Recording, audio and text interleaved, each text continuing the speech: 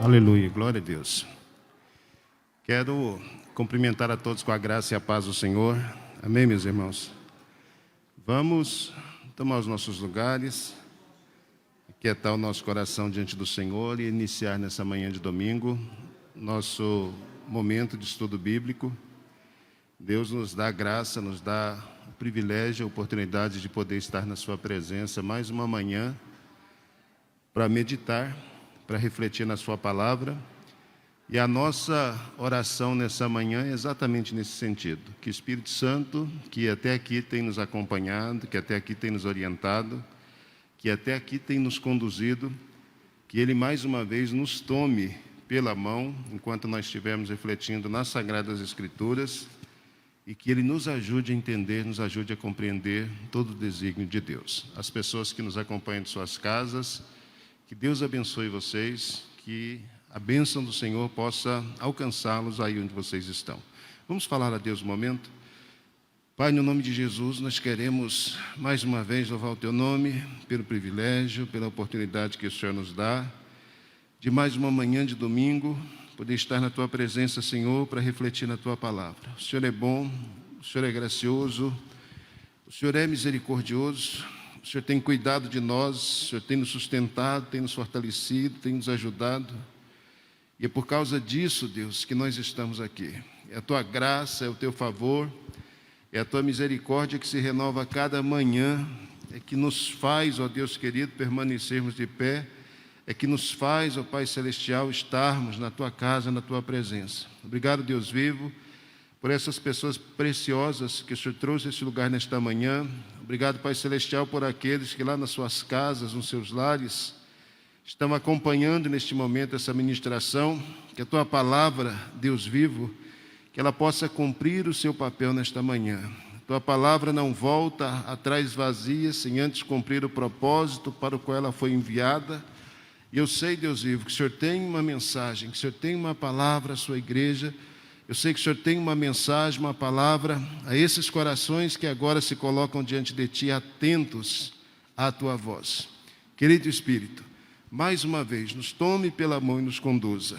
Querido Espírito, mais uma vez, nos auxilie, nos oriente na exposição da Tua palavra. Traga luz, traga clareza em relação à Tua palavra. Nós louvamos e bendizemos a Deus vivo, Teu nome, suplicamos auxílio e orientação, em nome de Jesus. Amém, amém, amém. Eu quero convidar vocês a abrirem suas Bíblias no livro de Amós.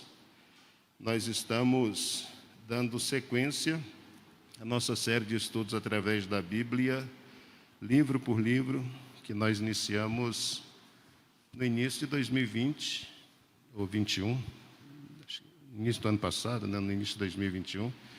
Já tem um ano e alguns meses que a gente está trabalhando aí nos nossos domingos pela Escola Bíblica Dominical, a palavra do Senhor. A proposta é que a gente percorra todo o Antigo Testamento e depois comece lá pelo Novo e chegue até o último livro da Bíblia. Então a intenção é que cada vez que nós pudermos estar juntos nessas ministrações, que a gente possa refletir a respeito de um texto, de um livro da Escritura. E o propósito, a finalidade disso é mostrar que a Bíblia, na condição de palavra de Deus, ela realmente tem toda a sua mensagem bem alinhada, sua mensagem está bem relacionada com toda a revelação de Deus que aparece por aí. E à medida que nós formos refletindo, à medida que nós formos caminhando mais e mais e mais, nós vamos percebendo isso com maior clareza. Então, eu quero convidá-los a abrirem suas Bíblias no livro de Amós, é onde a gente faz a leitura hoje. Capítulo que eu quero ler com vocês é o capítulo 7. Nós vamos fazer a leitura a partir do verso 8. Nós vamos ver Amós, capítulo 7. Nós vamos ler do verso 8 até o versículo 17. É um bloco um pouquinho extenso. Amós 7, versículos 8 até o versículo 17 vai ser o texto que nós vamos utilizar aqui como referência para a nossa reflexão nessa manhã. O texto diz o seguinte, Amós, capítulo 7, do verso 8 ao verso 17. E o Senhor me disse, que vês tu, Amós? E eu disse: um prumo. Então disse o Senhor: eis que eu porei o prumo no meio do meu povo Israel. Nunca mais passarei por ele, mas os altos de Isaque serão assolados e destruídos os santuários de Israel. Levantar-me-ei com a espada contra a casa de Jeroboão. Então Amazias, o sacerdote de Betel, mandou dizer a Jeroboão, rei de Israel: Amós tem conspirado contra ti no meio da casa de Israel. A terra não poderá mais sofrer todas as suas palavras. Porque assim diz Amós: Jeroboão morrerá à espada, e Israel será levado para fora da sua terra em cativeiro. Depois Amazias disse a Amós: vai-te, ó vidente, foge para a terra de Judá, e ali come o pão, e ali profetiza. Mas em Betel, daqui por diante, não profetizarás mais, porque é o santuário do rei e a casa do reinado. E respondeu Amós e disse a Amazias: eu não era profeta, nem filho de profeta, mas boieiro e cultivador de sicômoros. Mas o Senhor me tirou de após o gado, e o Senhor me disse: vai e profetiza ao meu povo Israel. Ora, pois, ouve a palavra do Senhor. Tu dizes: não profetizarás contra Israel, nem falarás contra a casa de Isaque. Portanto, assim diz o Senhor: tua mulher se prostituirá na cidade, e teus filhos e tuas filhas cairão à espada, e a tua terra será repartida a cordel, e tu morrerás na terra imunda, e Israel certamente será levado cativo para fora da sua terra. Amém? Que Deus nos abençoe, que Ele nos ajude durante a ministração e que em cada momento que nós estivermos juntos a gente possa crescer mais e mais e mais na presença do Senhor. Amós é o terceiro livro dos profetas menores, o último bloco de livros do Antigo Testamento que nós estamos estudando.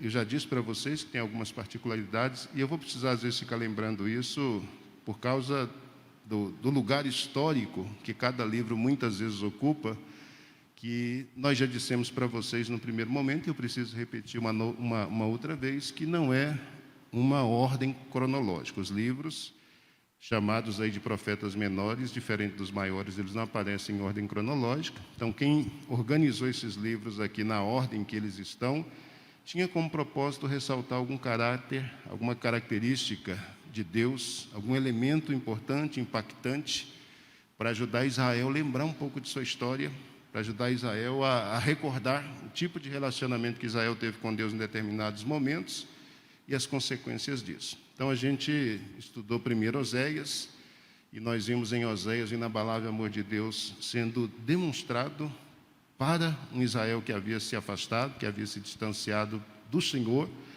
e que, apesar de todas as bênçãos, de todas as benesses da parte de Deus, de todo o favor, de toda a graça e toda a misericórdia de Deus sendo derramada a esse povo ainda permanecia com o coração endurecido, com o coração afastado, com o coração distanciado do Senhor. Então, a gente conversou um pouquinho sobre Oséias, depois nós falamos sobre Joel, e eu disse para vocês que, historicamente, Joel, ele viveu pelo menos uns 80, 90 anos antes de Oséias. Então, Joel profetizou num outro tempo, numa outra época, profetizou para o Reino do Sul, para Judá, na época em que Joás estava se estabelecendo como rei de Judá.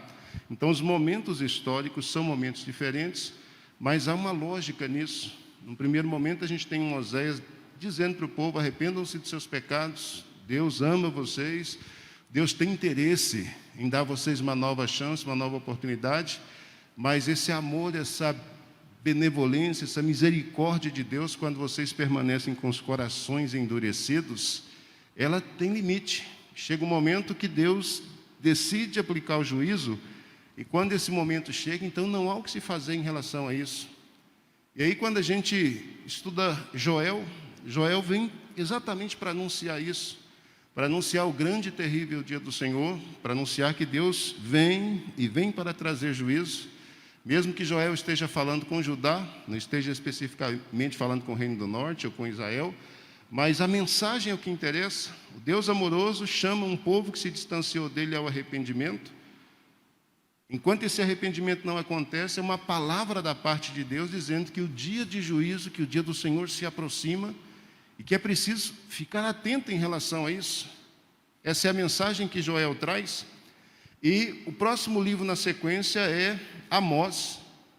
E aqui a gente tem uma outra característica importante. O nome do profeta Amós, o nome hebraico, ele tem um significado muito interessante. Amós significa fardo, ou então carregador de fardos. O nome, o termo desse profeta faz alusão a exatamente isso. Um fardo, a fardos, ou alguém que carrega muitos fardos. E é interessante a gente pensar o nome do profeta, porque eu já disse isso para vocês em outros momentos. O nome do profeta geralmente está relacionado ao caráter dele, ou então ao ministério que ele é chamado a desempenhar. E aí quando a gente faz a leitura do livro de Amós, Amós tem 9 capítulos, o que a gente percebe, e percebe com muita clareza à medida que nós vamos fazendo a leitura, é que Amós realmente, ele é uma pessoa chamada por Deus, ele é uma pessoa que recebe de Deus fardos, ele é uma pessoa que recebe de Deus encargos. A condição profética dele é uma condição que coloca sobre os seus ombros uma série de fardos, que coloca sobre os seus ombros uma série de encargos. E se você fizer a leitura dos 9 capítulos desse livro e fizer uma leitura atenta deles, o que você vai perceber o tempo todo é isso.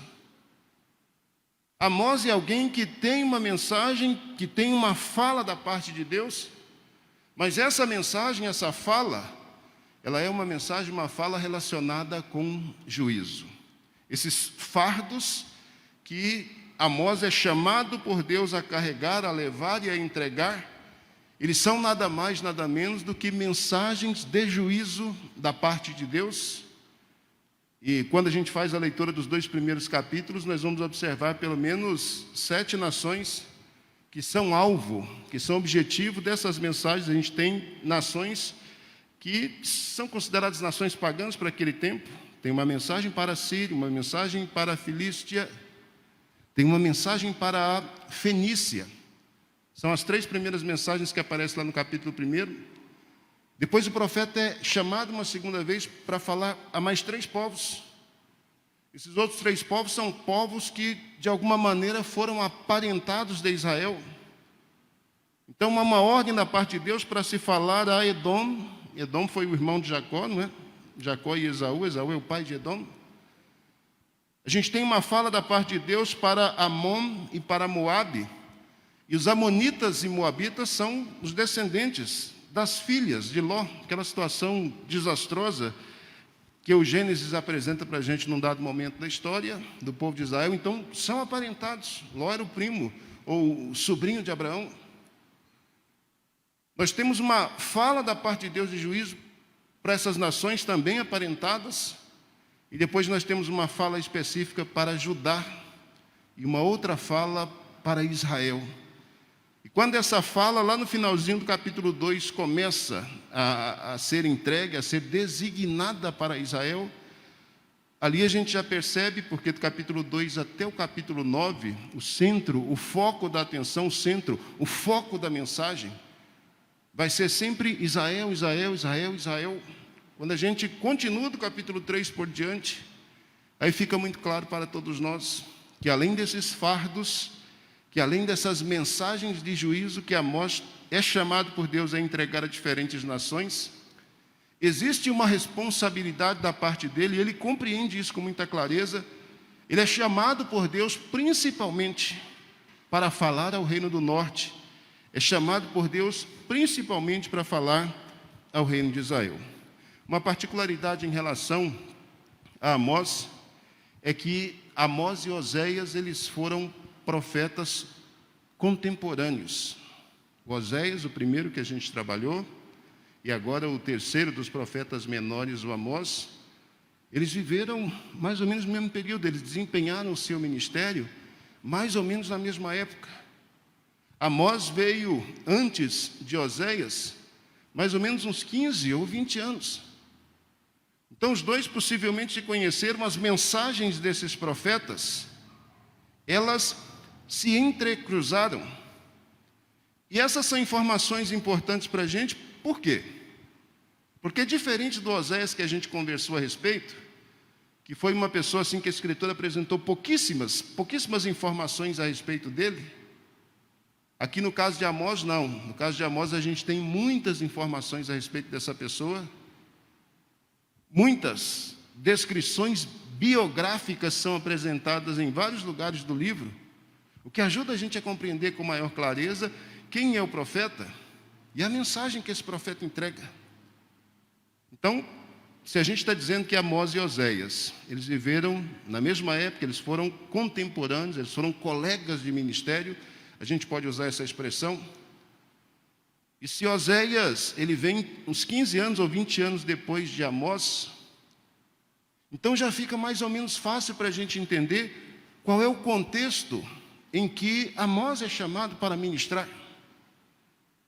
O contexto de Amós é aquele contexto de 2 Reis, capítulo 14, versículos 23 a 28, que a gente leu aqui quando tratou sobre Oséias, que é a descrição do momento em que Jeroboão, nós falamos dele aqui, o Jeroboão II, no momento em que ele se assenta no trono de Israel, do reino do norte, para reinar. O reinado dele foi um reinado de 41 anos, durou bastante tempo.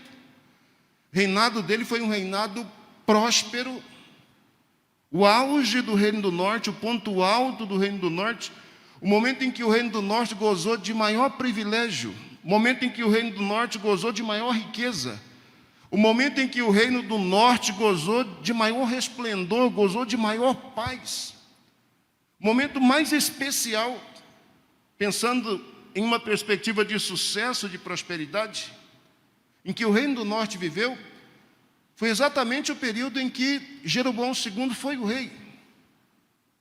Então Oséias viveu esse tempo, e a gente conversou um pouquinho sobre esse contexto, como foi difícil para Oséias profetizar, falar de julgamento, falar de juízo da parte de Deus, num contexto em que tudo vai bem, num contexto em que a prosperidade sopra de vento em popa, num contexto em que aparentemente sucesso atrai sucesso, sucesso atrai sucesso, sucesso atrai sucesso, isso é quase que automático.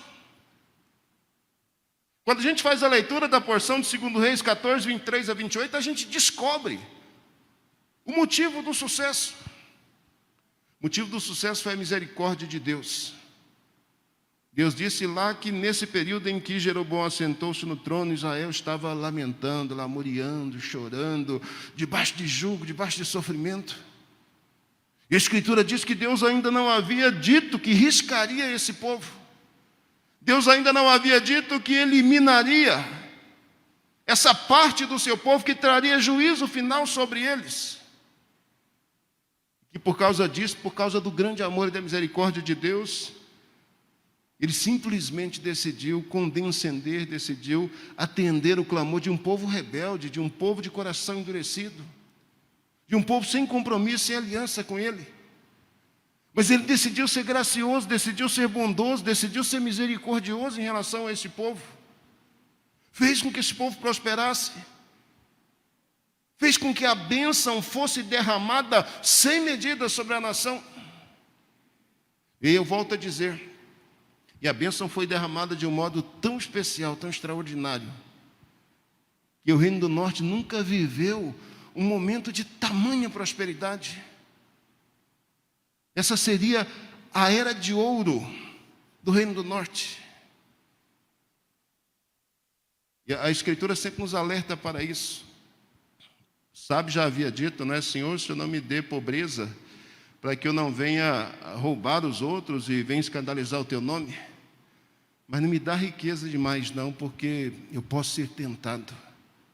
a me esquecer quem o Senhor é, eu posso ser tentado a virar as costas para ti. A Escritura, tanto no Antigo quanto no Novo Testamento, o tempo todo, ela alerta as pessoas sobre o perigo que rodeia aquelas pessoas que conduzem a sua vida, que direcionam as suas vidas, que fazem daquilo que a gente chamaria de sentido para a sua vida. A busca de bens, a busca de riqueza, a busca de sucesso, a busca de coisas dessa vida. Geralmente, quando as pessoas entram por essas vias e mergulham nisso de forma desenfreada, chega um momento em que não há retorno mais. E, infelizmente, a tendência natural é virar as costas para Deus e arrogar para si, trazer para si a honra, a glória e trazer para si o resultado de todo sucesso que a pessoa tem. E, geralmente, quando isso acontece, o fim é sempre trágico, o fim é sempre dramático. Foi isso que aconteceu com o Reino do Norte. Foi isso que aconteceu com Jeroboão II. O coração dele era mau, era perverso. Ele estava distante de Deus. Agora, uma coisa interessante é que Amós é chamado para ser profeta. Amós é do Reino do Sul. Se a gente, por exemplo, fizer a leitura lá do primeiro versículo, é sempre bom a gente ouvir a pessoa se apresentando, dizendo quem ela é, né? Então, capítulo 1, versículo 1, a gente tem aí alguns dados biográficos a respeito desse rapaz, do tempo que ele viveu. Começa aí o versículo 1 de Amós, capítulo 1, versículo 1. As palavras de Amós, que estava entre os pastores de Tecoa. Essa região aqui era uma região de Judá, uma região desértica de Judá. Isso ficava a cerca de 19 quilômetros de Judá e a cerca de 9 quilômetros de Betel, onde ele vai desenvolver ou vai desempenhar o ministério dele. Então, era uma região de Judá, essas planícies de Tecoa, de onde esse rapaz era. Então, ele era do Reino do Sul. É dito aí que ele figurava entre os pastores de Tecoa. E aí é dito aqui, primeiro, essas palavras de Amós. É dito que essas palavras têm origem, e que essa origem é o próprio Deus. Palavras de Amós. Aí é dito aqui que ele viu a respeito de Israel. Então está bem claro aqui qual é o encargo, qual é o fardo maior que Deus coloca sobre as costas dele. Essas palavras ele viu, foram dadas a ele por visão. Essas palavras são palavras destinadas principalmente a Israel. E aí é dito, historicamente ele é colocado aí, né? Nos dias de Uzias foi o rei de Judá, e nos dias de Jeroboão, filho de Joás, rei de Israel, 2 anos antes do terremoto. Esse terremoto aqui é um mistério nas Escrituras, né? Oséias falou desse terremoto, Amós fala desse terremoto, Zacarias 270 anos depois, 270 anos depois de Amós, Zacarias de novo fala desse terremoto. Então, não tem assim muitos detalhes a respeito desse evento, desse acontecimento, mas de alguma forma, quando esse terremoto aconteceu, e junto com ele parece que ocorreram também sinais no sol e na lua. Parece que esses sinais aqui, esse terremoto foi acompanhado de eclipse. Pelo menos no capítulo 8, aqui do livro de Amós, ele vai fazer menção, vai fazer alusão ao dia do Senhor e vai dizer que esse dia do Senhor é dia de trevas e não de luz. A gente viu Joel, na semana passada, falando sobre o dia do Senhor. Joel viveu muito tempo antes de Amós, muito tempo antes de Amós. Joel já falava sobre o dia do Senhor. A gente vê Amós no capítulo 8 falando também desse dia do Senhor e dizendo que esse dia do Senhor foi acompanhado por trevas. Esse terremoto que é mencionado, esse terremoto aconteceu nos dias de Uzias. E diversos estudiosos dão diversas opiniões a respeito do que efetivamente seria esse terremoto, qual a relevância, qual a importância dele. Até porque na região era comum, era frequente ocorrerem terremotos. Então isso aqui não foi uma coisa assim que escandalizou, que assustou as pessoas, pelo fato de ninguém jamais ter visto esse fenômeno. É algo que já havia acontecido. Pessoas já haviam experienciado em outros momentos. Mas estudiosos antigos, particularmente daquele período que a gente chama de período interbíblico, e depois, no período da época de Jesus e pouco tempo depois dele, Flávio Josefo, por exemplo, que é um dos historiadores da igreja, e uma das pessoas importantes, ele era judeu, contava a história dos judeus e das deportações, das dificuldades dele. Flávio Josefo, ele chega a dizer que essa alusão, essa menção que alguns profetas fazem a esse terremoto aqui, esse terremoto aconteceu na época de Uzias e é dito no livro dos Reis que aconteceu lá. E de acordo com ele, a tradição judaica vai pender para essa interpretação que esse terremoto foi um sinal da parte de Deus no dia em que Uzias foi um rei assim, fantástico, importante, extraordinário, homem de Deus, ungido, gente que fez coisas lindas em Israel e um cara assim com a mentalidade extraordinária, visionário. Na época dele, Judá prosperou também, foi extraordinário o que Deus fez. Mas o grande problema de Uzias foi que no final da sua vida, ele deixou o sucesso subir à cabeça, e aí ele se esqueceu de que quem o havia colocado em lugares altos, e de que quem o havia feito bem-sucedido, de que quem havia feito com que o seu nome fosse um nome memorável entre os seus, havia sido o próprio Deus. E Uzias peca quando ele decide anexar a um ofício que ele já tem, que é o ofício de realeza, de rei, que foi ordenado por Deus, que foi dado por Deus como direito, quando ele decide trazer para esse ofício o ofício do sacerdócio também. Então ele decide que, já que ele é rei e fez tantas conquistas e é tão extraordinário, que o último ato dele, antes de chegar assim a candidato à quarta pessoa da Trindade, seria oficiar diante de Deus, ir até o templo e oferecer sacrifício ao Senhor. Ele desempenhar um papel que só era permitido a levita, que só era permitido a levita da descendência de Arão, que só era permitido a sacerdotes. E ele é tão ousado que ele vai. Sacerdotes zelosos como eram, eles peitam ele ali, para diante dele e diz: aqui você não entra, mas não entra de jeito nenhum, só se mandar matar todos os sacerdotes aqui, porque aqui você não entra. Você é rei do pórtico para fora. Aqui dentro não, aqui dentro quem manda, aqui dentro quem ministra, aqui dentro quem é autoridade é sacerdote. Um ficou irado, ficou nervoso, queria mandar exército sair atropelando sacerdote para fazer a sua vontade. E é nessa hora que a Bíblia diz que ele é punido com uma lepra. Imediatamente brota uma lepra nele. Quando os sacerdotes veem aquilo, todo mundo fica horrorizado. Na época não tinha espelho, mas alguém deve ter pegado um escudo de bronze lá e deve ter apontado para ele de dar uma olhadinha nesse negócio aqui.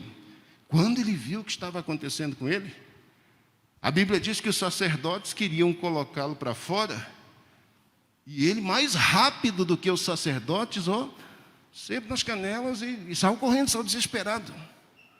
Ele viu que Deus o havia punido. E alguns estudiosos do Antigo Testamento, eles relacionam esse terremoto que é mencionado aqui como sendo uma espécie de sinal de Deus, quando Deus puniu Uzias com essa lepra, de que Uzias já havia extrapolado assim todos os limites que um ser humano poderia extrapolar. Isso era um sinal de que Deus estava, novamente, isso acontece uma vez, Nadab, Abiú, um monte de gente que é levita, quer oferecer sacrifício diante de Deus e tal. Deus tem que mostrar quem que ele escolheu para ser sacerdote na presença dele. E aí vocês conhecem a história lá do livro de Números, cada líder traz uma vara de amendoeira, coloca diante do Senhor, e Deus disse: a vara de amendoeira que florescer é a pessoa, é a família que eu escolhi. E a de Arão é que floresce e dá fruto e dá tudo certo. Nadab e Abiú, um monte de gente é morto vivo, né? A Bíblia diz que a terra se abre, esse pessoal é engolido vivo. Então Deus fez um sinal uma vez com um terremoto. Quando a terra se abriu e esse pessoal desceu, todo mundo se agarrou nas tendas, pensando, agora todos nós vamos morrer. Isso era um sinal visível da parte de Deus, que ele havia eleito uma família para ser sacerdote, e que nessa área em particular, e que nesse terreno santo, sagrado, só aqueles que haviam sido chamados por Deus poderiam desempenhar o ministério. E é interessante que de toda a história de Israel, principalmente dos reis do norte e do sul, a única pessoa que quis fazer isso, que quis ocupar uma função, um papel que não era seu, que quis peitar sacerdote para se apresentar diante de Deus e oferecer sacrifício, coisa que ele não tinha autorização da parte de Deus para fazer, foi Uzias. E aí o que é interessante em relação a isso, e daí o pessoal fazer essa relação, porque foi na época de Uzias que esse grande terremoto acontece, a relação que se faz é exatamente essa. Deus mostrou a indignação dele, Deus confirmou mais uma vez de quem era o sacerdócio. E deixou claro uma outra vez que qualquer pessoa que decidir ultrapassar esses limites que o próprio Deus estabeleceu, essa pessoa vai receber punição. Então esse terremoto, ele é sempre mencionado aqui e ali, ele é uma referência histórica importante. Foi dito em Oséias, aqui em Amós ele aparece, depois lá em Zacarias esse terremoto vai ser mencionado uma outra vez. Parece que foi um negócio assim que ficou memorável. O pessoal, daquele dia por diante, entendeu com clareza como é que Deus age. E ao que parece, esse terremoto, ele foi de novo acompanhado com trevas. Estou falando disso, terremoto acompanhado com trevas. Alguém consegue se lembrar de um outro evento em que a gente tem terremoto e trevas cobrindo a terra? Onde? Exatamente. Lembra lá no Novo Testamento? O que acontece quando Jesus está pregado e dá lá o brado, né? A Bíblia diz que é um grande terremoto. A Bíblia diz que é dia, hora nona, mas que as trevas caem sobre aquele dia tenebroso, sepulcros se abrem em diferentes lugares.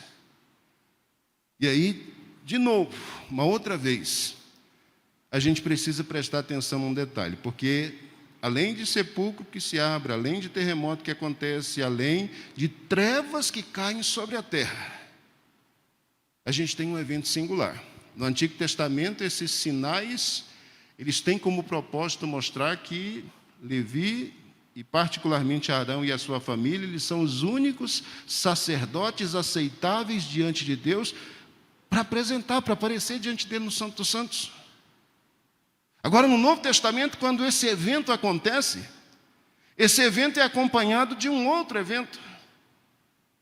A Bíblia diz que o véu que separa o santo dos santos, ele é rasgado de alto a baixo. Quando esse véu é rasgado, o que Deus está dizendo ali é que uma nova era de sacerdotes, e aí o escritor da carta aos Hebreus vai falar a respeito disso, de Jesus enquanto sacerdote eterno, sacerdote de uma nova linhagem, da qual nós somos inseridos agora, sacerdote segundo a ordem de Melquisedeque. Desse momento por diante em que o véu é rasgado, Deus está dizendo, eu estabeleci agora um novo sacerdote. Esse novo sacerdote é aquele que foi não apenas o oficiante, mas a oferta, é aquele que se entregou lá na cruz. Eu estou agora estabelecendo um novo sacerdote. E esse novo sacerdote abre o caminho para que cada um de vocês agora possa ministrar livremente diante de Deus. Agora sim, cada um de vocês pode entrar e sair da presença do Senhor.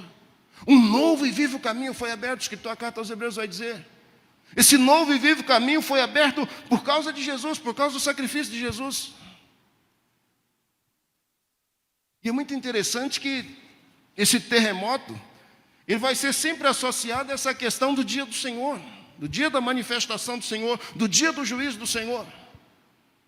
E aí, de novo, se a gente vai para o Novo Testamento e pensa no significado disso, terremoto, trevas, véu que rasga, e Jesus que é entronizado agora como sacerdote segundo a ordem de Melquisedeque, como sumo sacerdote único, que dá para todos nós a possibilidade de nos achegarmos, de entrarmos corajosamente na presença de Deus. Se a gente olha para isso e relaciona isso com o dia do Senhor, e à medida que nós estamos falando sobre profetas aqui, a gente vai sempre retomar essa temática, porque todos os profetas, eles dão assim algum elemento para ampliar um pouco mais a nossa compreensão a respeito do dia do Senhor. Isso é um sinal evidente, a morte de Jesus, o véu que se rasga, a ressurreição dele e o início desse novo grupo de sacerdotes e sacerdotisas, de homens e de mulheres que podem se achegar livremente à presença de Deus. Isso é um sinal na história de que o dia do Senhor já está se inaugurando. O dia do Senhor chegou. Tem um cântico, né, Léo? Que a gente entoa ao Senhor, dizendo isso o tempo todo. Esse dia chegou, isso é um sinal evidente de que o dia está aí, de que o dia já está às portas. E aí é preciso ficar sempre atento a isso. Terremoto, escuridão, essas questões todas, elas vão estar muito relacionadas com esses sinais. Então, sempre que um terremoto acontecer, e não esses terremotos que acontecem aqui o tempo todo, aqui e ali, a gente sempre ouve falar deles, mas terremoto é importante. Lá no Apocalipse, depois a gente vai ver isso, terremoto é importante lá também. No fim da história da humanidade, a gente vai ver que não foi à toa que os profetas deram ênfase a isso. Terremotos, eles vão ser sinais no final dos tempos, terremotos com escuridão, com trevas que cobrem. Eles vão ser os sinais que vão anunciar o dia do Senhor. E quando esse dia acontecer, esse terremoto vai ser tão memorável, mas tão memorável. Esses eventos, eles serão tão extraordinários, que da mesma forma que esse terremoto aqui da época de Osias marcou pessoas, 300 anos depois alguém faz menção disso. O terremoto da época de Osias. Isso vai ser marcante também para o nosso tempo, para a nossa época. Não é fantástico isso, gente? Estamos falando de um profeta que viveu aqui, 760 anos antes de Cristo. Quase 1000 anos antes de Cristo. Nós já estamos vivendo 2000 depois de Cristo. E aí, à medida que a gente lê a mensagem desse profeta e começa a confrontar aquilo que é dito, e ele é honesto ao dizer a palavra de Amós, essa palavra que eu estou anunciando, essa palavra que eu estou registrando, essa palavra que eu estou compartilhando, é a palavra que eu vi, foi o que eu vi, foi o Senhor que me mostrou isso. Foi Deus que me disse isso, foi Deus que me ordenou, que escrevesse, que registrasse essas coisas. Então, esse terremoto tem um mistério que vai caminhando pelas Escrituras, e quando a gente chegar lá no Apocalipse, a gente vê que esse mistério ele tem um desfecho lá no finalzinho da nossa história.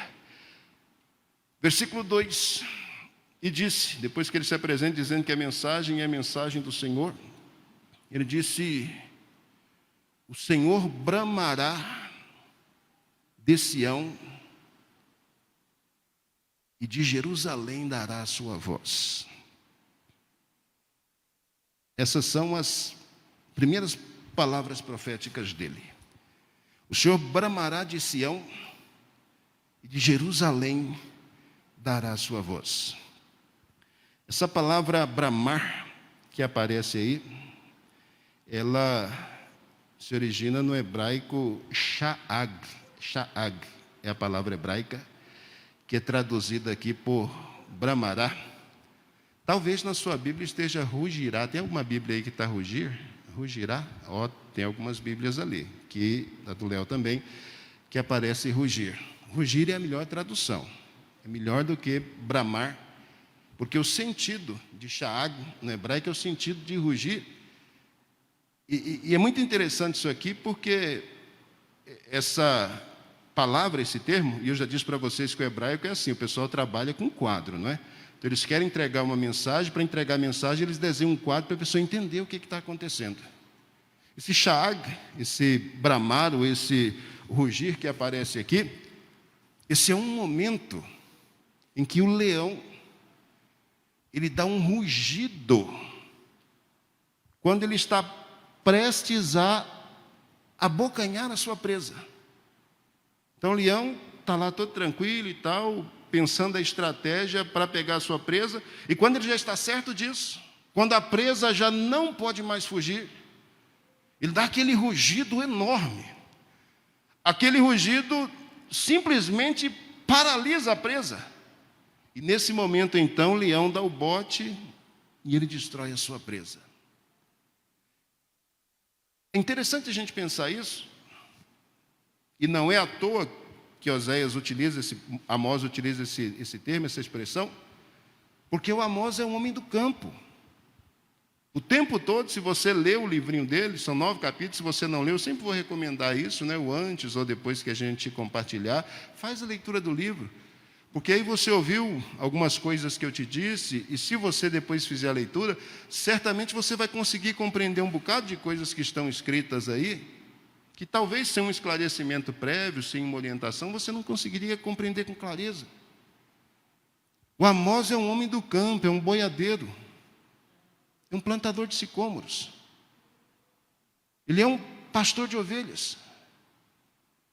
Ele é alguém que está acostumado, eu vou usar essa expressão, a ouvir o rugir de um leão.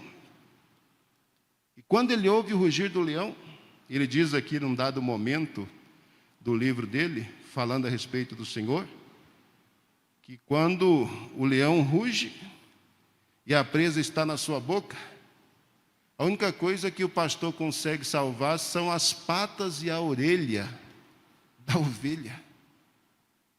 O que ele quer dizer com isso? Ele quer dizer que quando o leão dá o rugido, já era, a presa já se foi. A única coisa que se pode fazer é correr atrás para ver se você consegue salvar alguma coisa. Por quê ou para quê? Principalmente se você é empregado, você precisa levar para o patrão a prova de que a sua presa foi, de fato, tragada por um animal feroz. Então você tem que levar um pedaço do animal.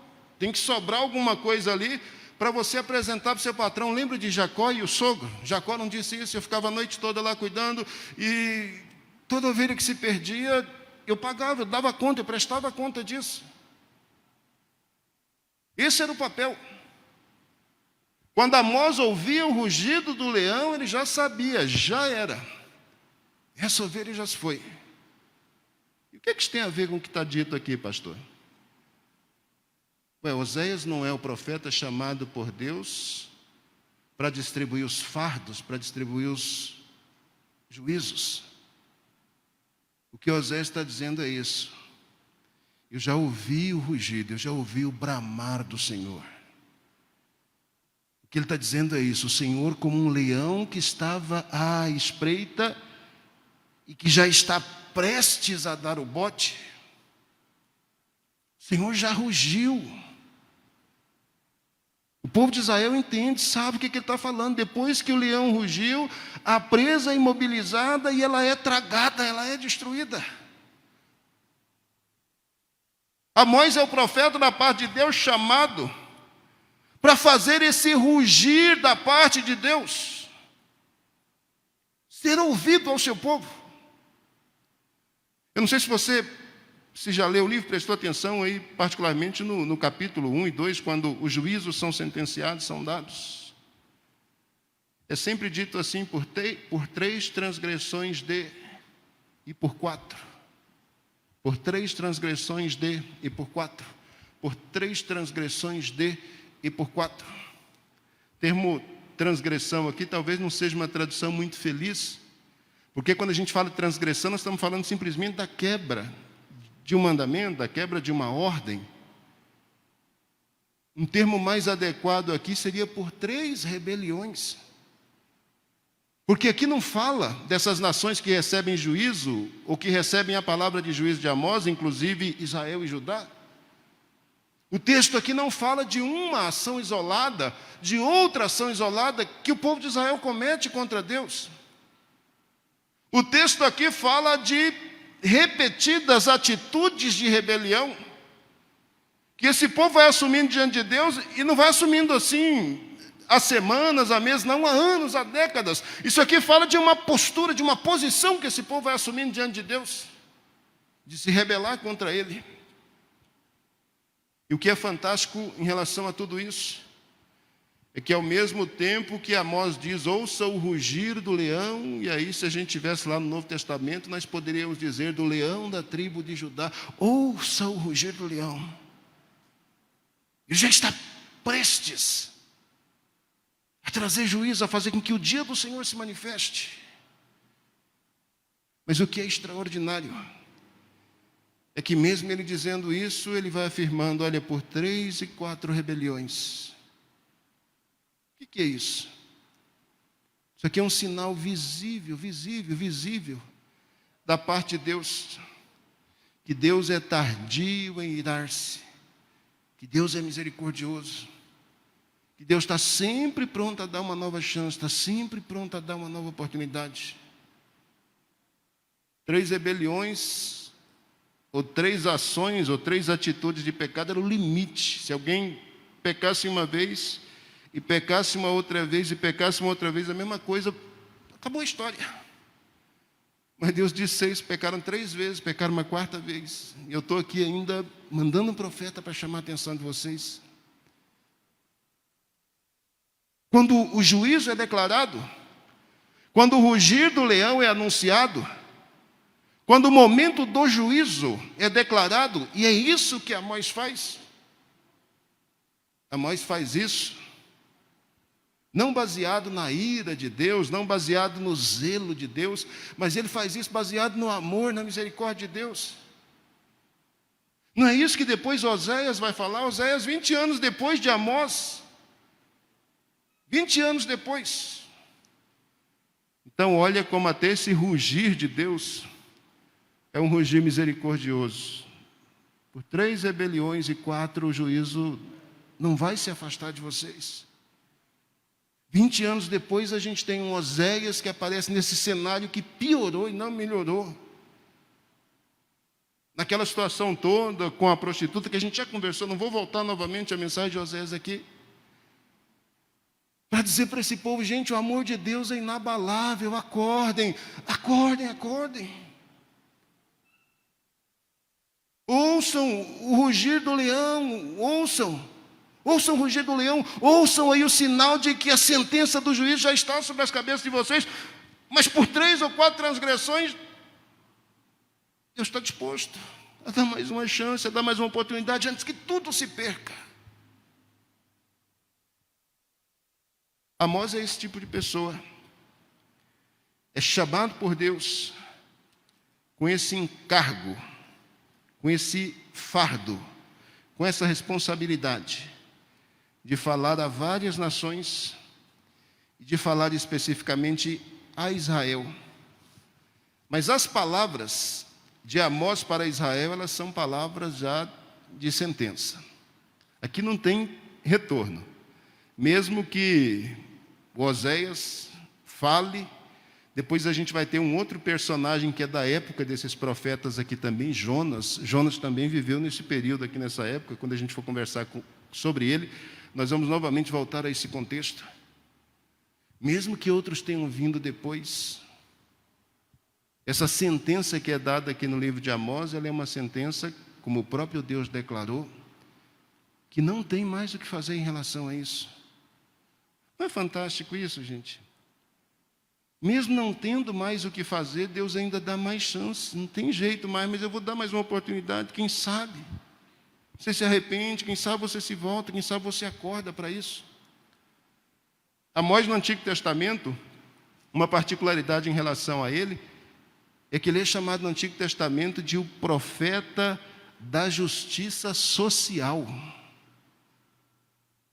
Se socialistas e comunistas, na época que criaram esse movimento, preocupado com a justiça social, se esse pessoal fosse um pouco mais afeito à Bíblia, a profetas, e se eles tivessem conhecido o livro de Amós, possivelmente, ao invés de Karl Marx, Amós é que seria a grande inspiração para essas pessoas fazerem propósito de mudança estrutural na sociedade, fazer proposta de mudança social. Amós é o profeta da mudança social, da justiça social. Amós é a pessoa que é levantada por Deus para falar nesse contexto de Jeroboão, nesse contexto em que aparentemente as coisas vão de vento em popa, em que todo mundo é próspero, em que aparentemente tudo vai bem. Ele é chamado por Deus para falar que, apesar desse contexto, o que subjaz a isso, o que está escondido por baixo dos panos e ninguém mostra, é um contexto de injustiça, injustiça contra o pobre, injustiça contra a viúva, é um contexto de prostituição cultural, é um contexto onde as pessoas elas vão enriquecendo cada vez mais e vão enriquecendo cada vez mais usando balanças enganosas. A usura já dominou os corações daquelas pessoas de tal maneira, de tal forma, que as pessoas mais pobres estão sendo espoliadas, estão vivendo uma situação de miséria absoluta. O rico, a pessoa rica desse contexto aqui, ela vive em casa esplendorosa, ela tem comida com fartura, e essa casa esplendorosa, essa comida com fartura, em grande parte ela é resultado de tomar isso, de espoliar isso dos pobres. É tão sério isso, que é dito, por exemplo, que eles se assentam, os ricos, nas capas dos pobres. E aí a gente fica sem entender isso, que bobagem é essa, né? A capa é a roupa que o pobre tinha, era o último recurso dele, do recurso de cobertura, e geralmente quando o pobre precisava de alguma coisa, ele empenhava a capa dele durante o dia. Vou trabalhar para você, vou empenhar minha capa aqui e tal, para você saber que eu vou mesmo cumprir o trabalho em troca de comida ou alguma coisa, mas à noite eu preciso pegar a capa, porque é a única coisa que eu tenho para me cobrir. E lá nas leis de Moisés isso já foi dito, né, que você jamais podia ficar com essa indumentária da veste do indivíduo. Isso era a coisa mais básica que alguém tinha. E até isso eles confiscavam. Até a capa do coitado lá, a última veste que ele tinha para se cobrir do frio, isso era confiscado. A época de Amós é uma época de injustiça social, e de injustiça social absoluta, de injustiça social aos extremos. A situação do Reino do Norte é tão dramática, mas tão dramática, mas tão dramática, que Amós, alguém que vive lá do Reino do Sul, que é um pastor, que é um cultivador de sicômoro, que é um cultivador de figo, essa pessoa é chamada lá do Reino do Sul, é enviada como missionária, enviada para desempenhar o seu papel profético lá do outro lado, na outra cidade, num outro grupo étnico diferente do seu. Ele é do Reino do Sul e agora ele é chamado para ministrar no Reino do Norte. E aí uma série de juízos é ministrados. Capítulo 7 fala, 7, 8 e 9, de que o juízo já está estabelecido, não há mais o que se fazer. Esses 3 capítulos, eles são marcados por visões que ele tem. Ele tem uma visão de uma praga de gafanhotos que virá. Amós intercede pelo povo e Deus aparentemente poupa eles. Depois tem uma visão de um fogo consumidor que vai destruir tudo. Amós clama novamente por socorro e Deus parece que vai escutá-lo e que vai poupar o povo da destruição. E aí ele tem uma terceira visão, depois tem mais 2 aí por diante, aí você vai precisar ler o texto, porque eu volto a dizer, né, a gente não tem tempo suficiente para isso. Mas aí ele tem uma terceira visão. A terceira visão é essa que a gente encontra aí no verso 8, que foi onde eu li com vocês no começo. E o Senhor me disse: que vês tu, Amós? E eu disse: um prumo. Ele viu uma parede, viu um prumo sendo colocado nela. E na Bíblia, quando um profeta tem visão de um anjo segurando um prumo, do próprio Deus mostrando isso, o prumo é sinal de juízo, de justiça da parte de Deus e particularmente de juízo. O prumo serve exatamente para mostrar que o povo, vou usar esse termo porque esse é o termo adequado, que o povo está fora de prumo, que o povo está fora da norma, que o povo está fora da vontade de Deus. E que por causa disso o juízo virá. Então é dito, o que é que você está vendo? Ele disse: um prumo. E aí Deus vai dizer o significado disso. Então disse o Senhor: eis que eu porei o prumo no meio do meu povo Israel, nunca mais passarei por ele. Mas os altos de Isaac serão assolados e destruídos, os santuários de Israel. E levantar-me-ei com a espada contra a casa de Jeroboão. Aí a gente tem um evento importante, interessante, que acontece aqui no verso 7. Então, na terceira visão que ele tem, que é a visão do prumo, Deus diz, olha, está estabelecido já o juízo. Você clamou quando eu te mostrei gafanhotos, eu até te ouvi. Você clamou quando eu mostrei fogo, eu até te escutei, mas agora já está estabelecido. Eu vou colocar o prumo, o pessoal não está de acordo e o juízo é certo. Aí a gente tem um evento interessante que acontece a partir do verso 10. A gente tem Amazias. Amazias é um sacerdote de Betel. Quando os reinos se dividiram, Betel se tornou a capital religiosa do Reino do Norte, Jerusalém continuou sendo capital religiosa do Reino do Sul. O próprio Jeroboão I estabeleceu isso. Jeroboão I estabeleceu uma linha sacerdotal por sua livre vontade. Jeroboão I estabeleceu bezerros de ouro que deveriam ser adorados ali. E Betel acabou se tornando esse lugar aí de adoração aos bezerros e o centro religioso do Reino do Norte. A gente tem um Amazias aqui, que é considerado como sacerdote de Betel, como líder espiritual do Reino do Norte. E olha o que a gente tem aí. Ele manda dizer ao Jeroboão, ao rei de Israel, que Amós tem sido um problema, que tem um missionário judeu que está caminhando entre eles, judeu porque é lá da tribo de Judá e é do Reino do Sul. Tem um missionário judeu que está transitando entre eles aí, e essa pessoa tem conspirado contra o rei. Essa pessoa tem dito palavras horríveis, que o rei vai ser morto, que a sua nação vai ser destruída. E que é um despautério um negócio desse. A gente não pode permitir que pessoas continuem com esse tipo de mensagem entre nós. Por quê? Por que é difícil escutar uma palavra como essa de Amós? Porque o sacerdote está bem, o rei está bem, a classe alta de Israel vive assim o seu momento de auge. Mas agora você imagina a preocupação que o Amazias tem com a mensagem de Amós, porque apesar de essa mensagem não surtir efeito entre os ricos, eles não estão nem aí para o que Amós está dizendo, eles só querem engordar os bolsos e ficar cada vez mais rico. Mas Amós se tornou um profeta popular entre os pobres, entre os oprimidos, entre as pessoas injustiçadas. Todo mundo estava de olho, todo mundo estava de ouvido, todo mundo atento àquilo que esse profeta estava dizendo. Será que Deus finalmente viu a nossa dor, o nosso sofrimento, a nossa angústia? Será que Deus finalmente virá o nosso auxílio, o nosso socorro?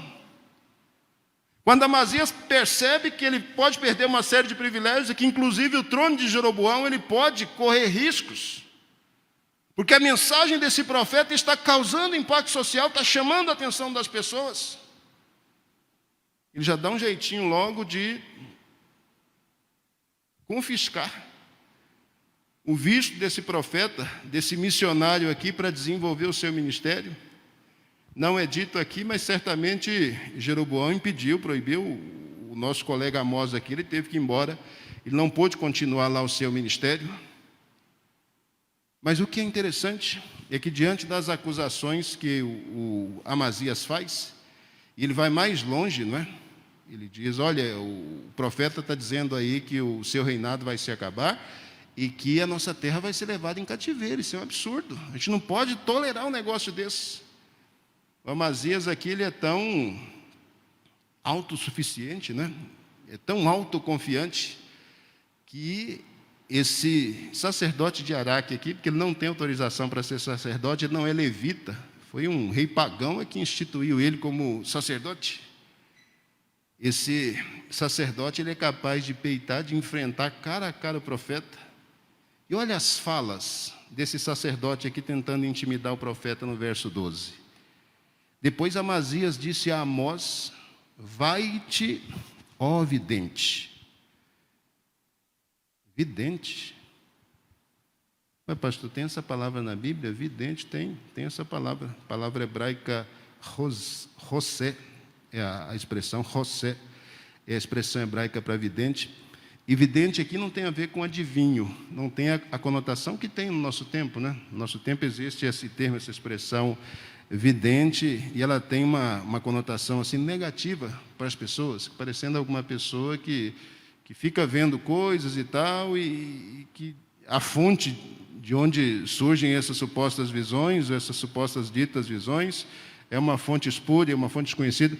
Nesse caso aqui, o profeta no Antigo Testamento, pelo menos por umas 12 vezes no Antigo Testamento, ele é chamado de vidente, e a expressão que se traduz aqui por vidente, não é porque ele tinha contato com espíritos ou alguma coisa nesse sentido, mas exatamente por causa da peculiaridade do ministério profético dele. Algumas pessoas, quando eram chamadas por Deus, elas ouviam a mensagem de Deus, ouviam, escutavam. Esse era o navio, o profeta, e geralmente ela escrevia. Outras pessoas viam a mensagem. Você observou lá no versículo 1, que é dito que a mensagem que é dada a Israel, ela foi vista. Essa foi a mensagem que eu vi. Então, a peculiaridade em relação ao ministério de Amós é que no chamado dele, Deus o capacita para receber a mensagem através da visão. Ele vê em visão as coisas que Deus vai dizendo e tal, e faz o registro desses dizeres, faz o registro dessas falas. Então ele é chamado aí de vidente. Vai-te, ó vidente, está dizendo o Amazias a ele, foge para a terra de Judá, e ali come o teu pão e ali profetiza. Se você quer ser profeta e quer ganhar dinheiro, vai lá para a sua terra, vai profetizar lá. É lá que você vai sobreviver. Mas em Betel, daqui por diante, não profetizarás mais, porque é o santuário do rei, a casa do reino. E aí olha a resposta que o Amós dá para esse falso sacerdote. E respondeu Amós e disse a Amazias: eu não era Navi, eu não era profeta, nem filho de profeta. Eu não recebi a notícia de que fui chamado desde o ventre da minha mãe para ser profeta. Eu não fui criado numa escola de profetas, eu não servi a outros profetas, e não foi nesse contexto que eu fui chamado. Pelo contrário, eu era boieiro, eu era criador de gado, e cultivador de sicômoros, e cultivador de figos. Mas numa época onde faltam profetas, numa época onde as escolas de profetas elas se tornam ineficazes, por causa da falta de compromisso daqueles que supostamente deveriam ser as referências. Em épocas assim, Deus chama o matuto, o homem do campo, o boieiro, o plantador de sicômoros, e dá a ele a responsabilidade de ser profeta. O Senhor me tirou de após o gado e o Senhor me disse: vai e profetiza ao meu povo Israel. E aqui está o teor da verdadeira mensagem. Ora, pois, ouve a palavra do Senhor. Tu dizes: não profetizarás contra Israel, nem falarás contra a casa de Isaque. Você está dizendo isso. Portanto, assim diz o Senhor: tua mulher se prostituirá na cidade, e teus filhos e tuas filhas cairão à espada, e a tua terra se repartirá a cordel, e tu morrerás na terra imunda. E ele termina dizendo: Israel, certamente,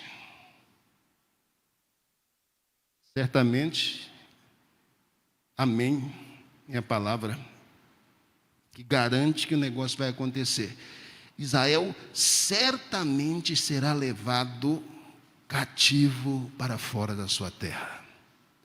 Poucos anos depois, 722 depois de Cristo, antes de Cristo, acontece aquilo que a gente conhece na história como cativeiro babilônico. Tudo isso que o profeta disse aqui se cumpriu, e o sacerdote foi preso, foi levado para a terra estranha, morreu lá, a família dele morreu. Nesse período de tribulação, o povo de Israel foi levado cativo, como o profeta havia dito, como o profeta havia anunciado. Eu fico pensando na responsabilidade de Amós, o carregador de fardos, e fico pensando como hoje, no pleno século 21, Deus pode usar do mesmo expediente para fazer de mim, para fazer de cada um de nós que estamos aqui presentes nessa manhã, verdadeiros carregadores de fardos. O mundo lá fora precisa ouvir uma palavra da parte de Deus. O mundo lá fora, mais do que nunca, precisa ouvir o que efetivamente o Senhor disse, o que o Senhor realmente está falando. E as pessoas a quem Deus quer usar e a quem Deus vai usar para que isso aconteça, essas pessoas estão aqui. Eu que estou falando com vocês que me ouvem e com aqueles que vão me ouvir depois, você que me escuta, saiba disso. Você pode ser o próximo Amós. As escolas de profeta hoje estão, findando. Cada vez menos nós temos visto homens e mulheres capazes de influenciar com suas vidas, capazes de influenciar com seus testemunhos novas gerações. Cada vez menos nós temos visto isso. Mas a coisa mais extraordinária de todo esse contexto que a gente está vivendo é que se inclusive essas escolas de profetas se fecharem, Deus tem um outro expediente. Deus vai usar você. Eu não era profeta nem filho de profeta, eu era lavadeira. Eu não era profeta nem filho de profeta, eu era advogado. Eu não era profeta nem filho de profeta, eu era médico. Eu não era profeta nem filho de profeta. Eu era um engraxate. Eu não era profeta nem filho de profeta, eu era só um servente de pedreiro. Eu não era profeta nem filho de profeta, eu era um psicólogo, eu era um odontólogo. Mas o Senhor me disse: vai e profetiza. Feche seus olhos. Querido Deus, amado Senhor, bendito Salvador, nós vivemos hoje em dias que anunciam cada vez mais que o dia do Senhor se aproxima.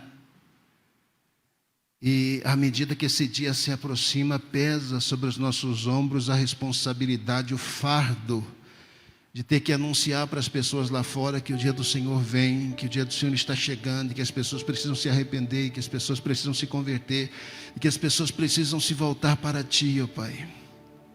Deus bendito, obrigado porque eu posso estar aqui nesta manhã e posso dizer estas palavras para essa comunidade, para as pessoas que me ouvem. Obrigado, bendito Salvador, porque estas pessoas me ouvem. E eu sei, Deus vivo, que da mesma forma que o Senhor chamou Amós e que o Senhor me chamou também, eu sei, Pai Celestial, que o Senhor tem um chamado específico a cada pessoa que me ouve, que me escuta neste momento.